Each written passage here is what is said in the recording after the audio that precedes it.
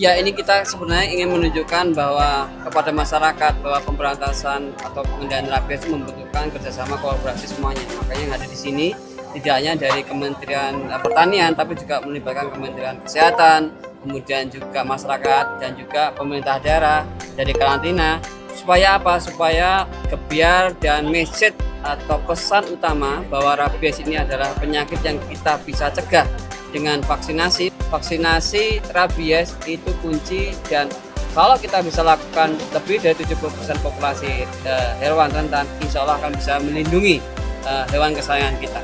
Pemerintah tetap mendukung apabila ada permintaan vaksinasi, kita akan lakukan juga vaksinasi kepada masyarakat. Dan sebenarnya vaksin rabies ini juga bisa diakses tidak hanya di pemerintah daerah, tetapi juga di klinik dokter hewan atau praktek hewan. Tidak ada zona merah di Jawa Timur ya.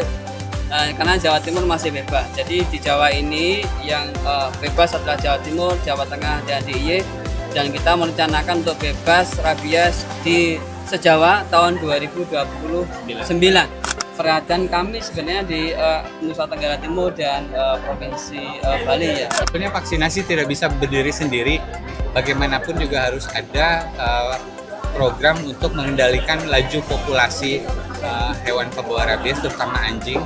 Kalau populasinya tidak terkendali, maka densitas satu populasi semakin meningkat pula kemudian potensi gigitan anjing yang tadi disampaikan oleh rekan kita dari Kemenkes bahwa ada peningkatan kasus, tetapi dari sisi menimbulkan kematian di manusia ini bisa kita cegah sebetulnya. Iya. Harus kita lakukan adalah bagaimana kalaupun itu ada gigitan, tapi jangan lupa tindakan setelah digigit itu harus dilakukan apa?